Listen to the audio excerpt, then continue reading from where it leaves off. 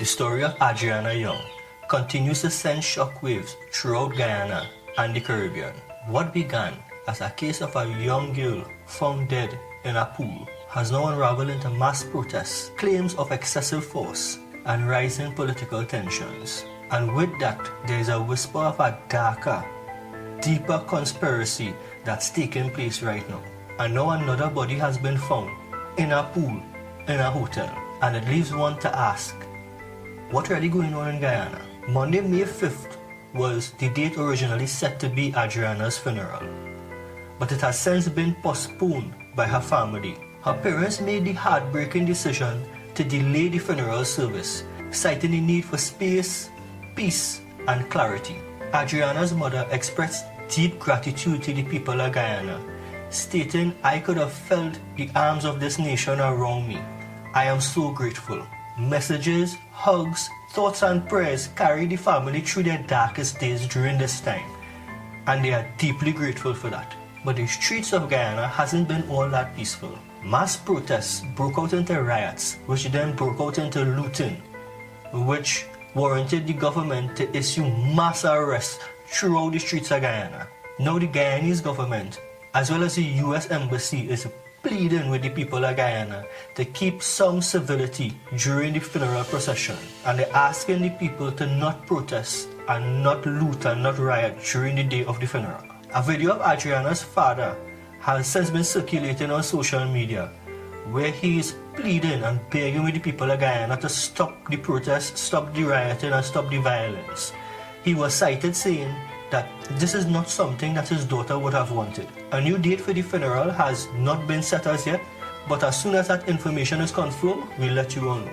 And as the nation of Guyana, still trying to come to terms and cope with the death of young Adrianna Younge, another report of her death in a pool in a hotel in Guyana sent mass amount of shockwaves through the spines of Guyanese citizens. 67-year-old Henry Gardner, a pensioner, an employee, and a relative of the owner of the Toucan Mall, was found dead at the bottom of the pool in Amelia's ward on the 6th of May. Authorities say that no foul play was detected, but the questions remain. Wasn't he familiar with the pool? Wasn't this part of his daily duties? Or is this just another piece in our story that's beginning to look like a pattern? 2 deaths, both in pools, both unexplained. Are these isolated incidents?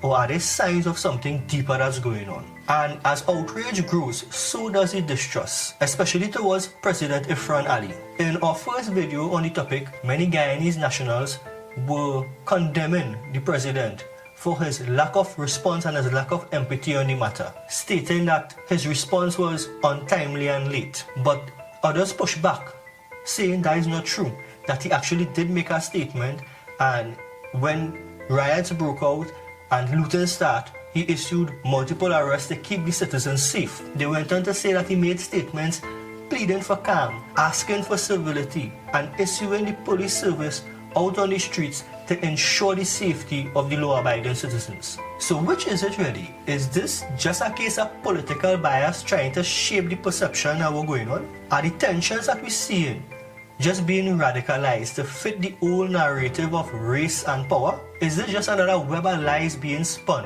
because of long-standing political and ethnic issues? Or is there actually merit behind these growing concerns and conspiracies? Some people claiming government involvement, and I have others going even as far as stating secret cults and factions within the government. And like the previous videos that we do before, we at Them Followers Reviews don't run with unproven theories just by word of mouth. We just reporting what the people say, right? We're not saying that this is the truth. But we also know that some conspiracies just only seem crazy until they're proven true.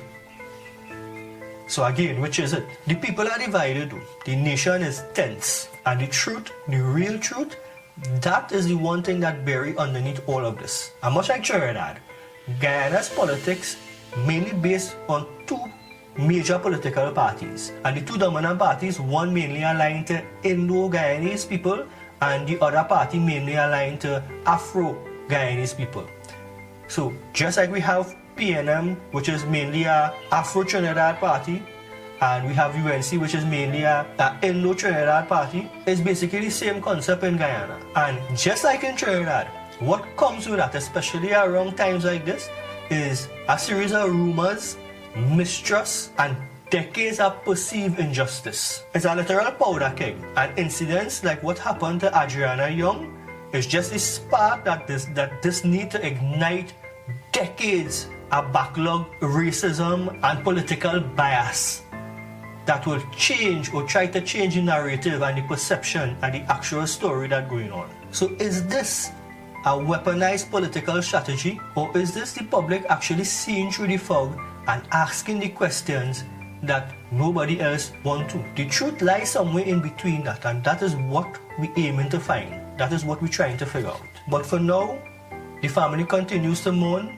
the nation continues to wait, and people across the Caribbean are watching still to find out, will justice be served? Will the truth be revealed? Or will this just be another case that fades away, buried under politics, race, division, and just confusion? We really don't have the answers as yet. We don't have all of them. But what we do have is voices like yours, people on the ground, people who have their own opinion and living in the situation day to day. So let us know what you think really happening in Guyana. Are these series of drownings just a coincidence? Or is this a part of some larger conspiracy that is hidden behind all the noise? Drop a comment below and share your thoughts. But remember to stay respectful, stay informed, and stay aware. If you appreciate the things that we're doing here right now, like the stories that we're telling, be sure to like and subscribe. Liking the videos really helps push the videos to more viewers. So if you like the videos that we're doing at Them Fellas Reviews, please drop a like. Help with the algorithm. Be sure to leave your thoughts in the comments below, and we're going to still be following the story as it progresses. As soon as the date for the funeral is released, we'll let you know, and we'll be following it right up to the day. My name is Jeremy for Them Fellas Reviews, and I'll see you in the next one. Later.